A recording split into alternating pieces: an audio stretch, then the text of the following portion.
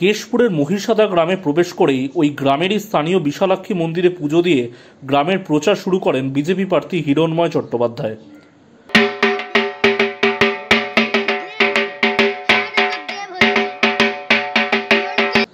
স্থানীয় কর্মী সমর্থকদের সাথে নিয়ে বাড়ি বাড়ি গিয়ে প্রচার করেন তিনি, পাশাপাশি নানা রকমের প্রতিশ্রুতিও দেন।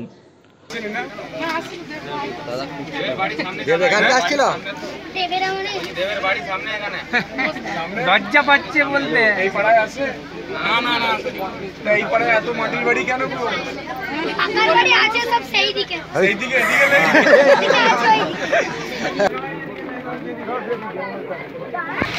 ঘাটাল লোকসভা কেন্দ্রে বিজেপি মনোনীত প্রার্থী হিরণ দাস জিন্দাবাদ। ঘাটাল লোকসভা কেন্দ্রে বিজেপি মনোনীত প্রার্থী হিরণ দাস জিন্দাবাদ। কি হলো ছোটে হিরণ দাস স্বাগতম স্বাগতম স্বাগতম। ঘাটাল লোকসভা কেন্দ্রের লোকপ্রিয় প্রার্থী হিরণ দাস স্বাগতম স্বাগতম স্বাগতম। মোদীজি স্নেহধন্য প্রার্থী হিরণ দাস স্বাগতম স্বাগতম স্বাগতম।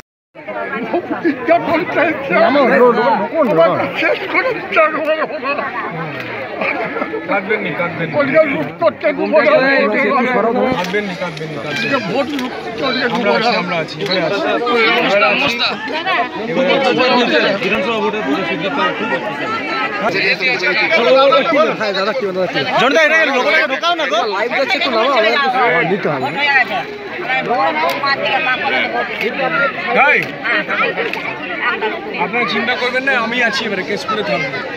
এবারে আমি নিজে ভোট করাবো, দেখবো কার কত দম আছে, কার কত দম আছে এবারে দেখবো। চলো ভিতরে চলো। অসুর ধ্বংস হয়ে গেছিল, হয়নি কি হয়নি? সন্দেশকালীর মা বোনরা যেটা করেছে, দুষ্কৃতীদেরকে গুন্ডাদেরকে তাড়া মারতে হবে, তাড়া করতে হবে।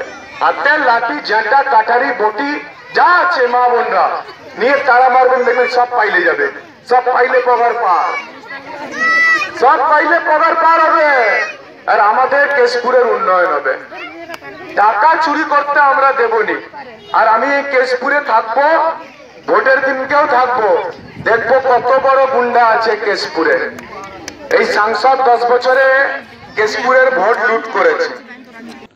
মহিলাদের সাথে কথা বলতে বলতে হিরণময় চট্টোপাধ্যায় বলেন, বিজেপি ক্ষমতায় এলে 3000 টাকা করে লক্ষ্মী ভান্ডার দেওয়া হবে। বিজেপি জিতলে 3000 টাকা করে দেবে বলে দিয়েছে। এটা একটু সবাই ভাই ও মাদেরকে বলে দেবে যে বিজেপি সরকারে এলে এই 500 1000 টাকা যেটা দিচ্ছে এটা 3000 হয়ে যাবে। এটা সবাইকে বলে দেবে কিন্তু পাড়ায় পাড়ায়।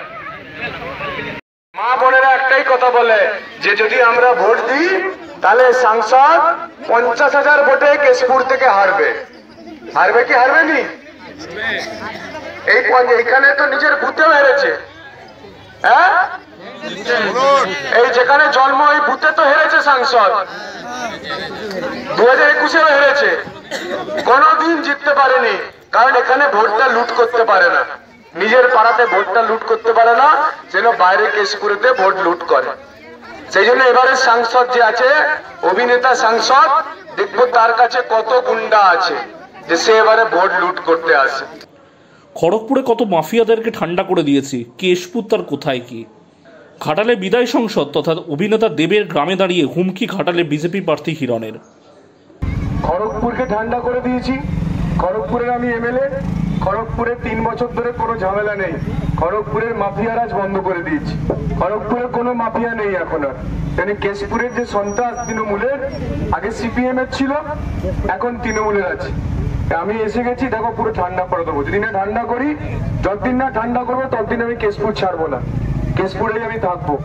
এটা আপনাদের সবাইকে কথা দিলাম। এবারে যে সন্ত্রাস করার সুযোগ আমরা দিচ্ছি না। ভোট হয়ে যাওয়ার 6 মাস পরে অবধি কেন্দ্রীয় পুলিশ থাকবে।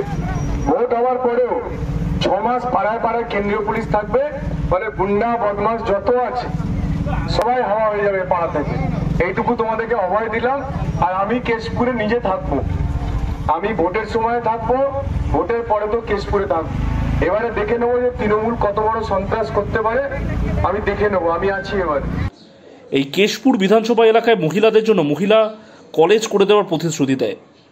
স্থানীয় গ্রামের রাস্তাঘাট থেকে শুরু করে যাবতীয় উন্নয়নমূলক কাজ করে দেওয়ার প্রতিশ্রুতি দেন হিরণময় চট্টোপাধ্যায়। দেখুন, মানুষের একটাই বক্তব্য যে উনি ওনার গ্রামের লোকদেরকে পর্যন্ত ছাড়েননি। ওনার গ্রামের মানুষদেরকে ধমকে চমকে, এটা মানুষ বললেন ওনার গ্রামে, যে তাদেরকেও ধমকে চমকে ভোট দিতে দেন না, ভোটগুলোকে উনি লুট করে নেন। আর ওনার যে রাস্তাটা দেখলাম, যে ওনার বাড়ি থেকে পুরো যে মহিষদার যে পুরো রাস্তাটা মাটির রাস্তা, মানে ধুলো উঠছে দাদা, সে ভয়ঙ্কর ধুলোর বাচ্চারা খেলছে এই ভয়ঙ্কর গরমের মধ্যে। তো প্রথম যে আমরা কাজটা শুরু করবো, সেই কাজটা হবে তো এই রাস্তাটা আমরা জেতার পরে প্রথম বানাবো, যাতে মানুষ, মহিষদার মানুষের গ্রাম অ্যাটলিস্ট গর্বিত বোধ করে যে তাদের গ্রামেতে একজন অভিনেতা সাংসদ আজ ছিলেন এত বছর, তিনি রাস্তা করেননি, কিন্তু মোদিজি আসবার সঙ্গে সঙ্গে সেই গ্রামে তার রাস্তাটা হয়ে গেছে। এটা ওনার জন্যই করবো, ওনার গ্রামের মানুষ যত গর্বিত বোধ করেন যে না, এই দেশ মানুষের পাশে আছে, গ্রামের পাশে থাকে। শুধুমাত্র কলকাতায় উনি যেখানে থাকেন, যে পেন্ট হাউসে রাস্তা হবে, উনি যে রাস্তা দিয়ে মার্সিডিজ চালিয়ে ঘুরে বেড়ান সেখানে রাস্তা হবে, আর ওনার যে গ্রাম, যেখানে ওনার জন্ম, সেখানের মানুষের এই হাহাকার, কষ্ট, যন্ত্রণা, এটা ওনার চোখে পড়েনি, উনি চাননি। এবং গত 10 বছর ধরে মানুষকে নির্মমভাবে অত্যাচার করে, ভয় দেখিয়ে, আতঙ্ক তৈরি করে, সন্ত্রাস করে উনি ভোটগুলোকে লুট করেছেন, এটা মানুষগুলো বলছেন। খুব কষ্ট লাগলো শুনে, মানুষের কষ্ট, মানুষের যন্ত্রণা, এটা দেখে এবং শুনে সত্যি আমি মর্মাহত। এবং আমি আপনাদের সবার কাছে ওনার হয়ে ক্ষমা চাইছি যে এইরকম সাংসদ রাজনীতি করতে গিয়ে যিনি নিজের গ্রামের মানুষকে ভয় দেখিয়েছেন, চমকেছেন, ধমকেছেন, সন্ত্রাস তৈরি করেছেন, কোনো উন্নয়ন করেননি। আমি ওনার হয়ে আপনাদের সবার কাছে ক্ষমা চাইছি যে মোদিজির যে টাকা এসেছিল সেই টাকা চুরি করে নিয়েছে উনি এবং ওনার দলবল। আমরা 2024-এ জেতার পরে মোদিজির টাকা সোজাসুজি গ্রামের মানুষের উন্নয়নের জন্য আসবে এবং আমাদের একটাই কাজ হবে, কেশপুরের উন্নয়ন করা। পাশাপাশি কর্মী সমর্থকদের কাছে তাদের কথা শোনেন যে গ্রামের মানুষদের ভোট দিতে দেওয়া হয় না। তিনি সেসব মানুষদের আশ্বস্ত করেন যে আমি আপনাদের পাশে আছি এবং থাকব। কি করে তৃণমূল ভোটদান থেকে আপনাদের বিরত করে সে আমি দেখব। আমি নিজে বুক চিতিয়ে লড়াই করব।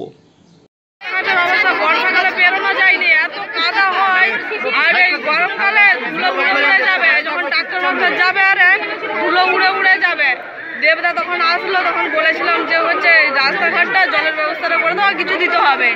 আমাদের এই দুটোর প্রচুর সমস্যা, যারা ভোট চাইতে আসছিল তাদেরকেও বলেছিলাম, এবং কি যারা হচ্ছে এখানকার ভোটের জন্য আসছিল এখানে পুজোর আগে গাজনে, তাদেরকেও বলেছি রাস্তাটা আমাদের এটা করে দাও, দুবার কিছু দিতে হবে না, আমরা যেমন আছি তেমন আছি, ভালোই আছি, কিন্তু আমাদের এই রাস্তাঘাট আর জলের ব্যবস্থাটাই তো সমস্যা। এই রাস্তাটা দিয়ে তো দেবের বাড়ি যাওয়া যায়, এই রাস্তাটা দিয়ে দেবের বাড়ি। আপনি দেবকে নিচে জানিয়েছিলেন? না, আমি জানাই না, আমাদের গ্রামের মানুষরা জানিয়েছিল। কি এখনো হয়নি? কতদিন আগে জানিয়েছিলেন? হ্যাঁ, হয়ে গেল বছর দেড়েক। ভোট দিতে পারেন এখানে? হ্যাঁ, নিজের ভোট নিজে। আমি চাই যে আমরা এই গ্রামের মানুষ চাই যে রাস্তাঘাট আর জলের ব্যবস্থাটা হোক। আপনার নাম? আমার নাম সুধাবা। ভোট হয়ে গেছে তোমাদের, আর আমার ছেলে মেয়ে কাকু মাঝে ভোট দিতে যায়, সব খেয়ে দিলে দিন। তোমাদের কারো ভোট হয় না? মুজদায় এখানে ভোটের সময় আসলে কি বলছে? ভোট হয়ে গেছে তোমাদের, ভোট দিতে হবে না, ঘর চলে যাও, ঘর চলে যাও। কারা বলছে এটা? কারা? তৃণমূলেরা একদম ভোট দিতে দিবেন। আচ্ছা, এখানে তো দেবের বাড়ি কি এখানে? ওই যে বাবা, ওই যে হাতে হাতে কাজ করে যাচ্ছে এই গ্রামে কি কাজ কি কাজ হয়েছে এখানে? কিছুই হয়নি, এই তো দেখুন না, কিছুই হয়নি। আজকে হিরণকে অভিযোগ জানালো, হিরণ কি বললো? কিছুই বলেন। আজকে যে হিরণকে জানালেন যে ভোট দিতে পারেন, উনি কি বললেন? আচ্ছা, আমি তো আসছি, আমি দেখবো, আমি এই সকল ব্যবস্থা করবো। সাহস পেয়েছেন? সাহস পেয়েছেন? আমার ভয় করিনি পুলিশকে, কি দরকার, সব মানুষ আমি মানুষ, বেড়ে দেয় তারাই দেবে। তো ভোট দিতে গেলে কি বলে? মারধর করে ভোট বলছে, ভোট হয়ে গেছে চলে বাড়ি। কারা বলছে? তৃণমূলরা। কেন বলছে? কেন? আমরা সিপিএম করছি। বাড়ি ঘর কিছু পেয়েছেন? লিখে নিয়ে গেল। আজকে হিরণ এসছে, কি জানাচ্ছেন? কি ওই তো বলেছি বাবু যদি নিজেই ব্যস্ত, আর হিরণকে আর উনি কি আশ্বাস দিচ্ছেন? ভোট দিতে পারবেন এবারে? কি মনে হচ্ছে? যদি দিতে দেই দিব, যদি থাকে উনি। গুন্ডাদেরকে পাঠিয়ে হাতে বোমা আর মাথায় বন্দুক ঠেকিয়ে বলে যে তোমাদেরকে ভোট দিতে হবে, তোমরা পাইলে যাও, আমার তোমাদের ভোট হয়ে গেছে। এটা আর হতে দিবনি মা, কথা দিলাম এবারে যে এই সাংসদের কত গুন্ডা আছে আমরা দেখে নিব, আমাদের মা বোনরা দেখে নিবে। ভোট আমরা দিব, মানুষ তার ন্যায্য ভোটটা দিবে, এইটুকুই চাই আপনাদের কাছে। ভোট আপনারা ন্যায্যভাবে দেবেন, এটুকু চাই, বাকি আমরা বুঝে নেব। আমি আপনাকে জিজ্ঞেস করছি, আপনার গ্রাম, আপনারা বলছেন ওনার এই গ্রামেতে জন্ম, তো গ্রামের সিনেমা দেখার জন্য কি ফ্রিতে টিকিট পাঠান? তাহলে সিনেমা দেখার জন্য আপনাকে পয়সা দিয়ে দেখতে হবে। আর আপনারা, আচ্ছা বোন বলছে কোথাও লাইটও নেই, কারেন্টও নেই, সব অন্ধকার, চারিদিকে অন্ধকার ঘুটঘুট করছে।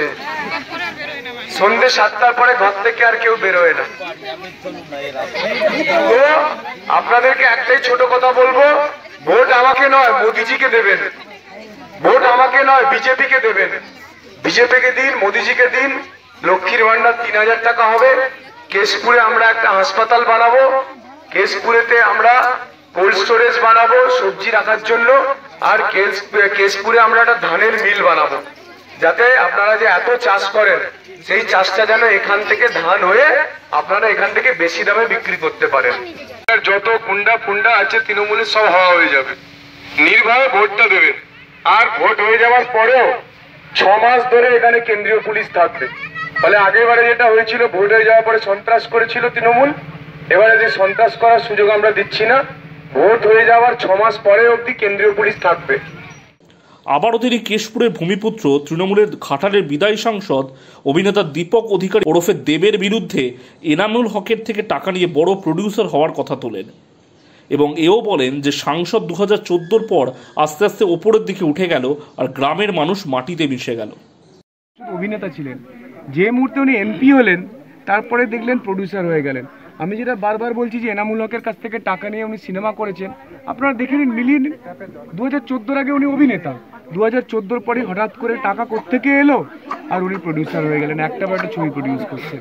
আর গ্রামের মানুষ আরো গরিব হয়ে গেছে। কেশপুরের মানুষ ভোট দিতে পারবে 2024 লোকসভা নির্বাচনে। আমি থেকে করাবো ভোট, আমি দেখবো তৃণমূলের কত গুন্ডা বাহিনী আছে, আমি তাদের সঙ্গে লড়াই করব বুক চিতিয়ে, যাতে মা বোনেরা ভোটটা দিতে পারে। ভারত মাতাকে।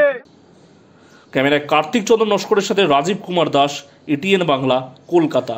ঘাটাল লোকসভা কেন্দ্রের লোকপ্রিয় প্রার্থী হিরণ দাস, স্বাগতম।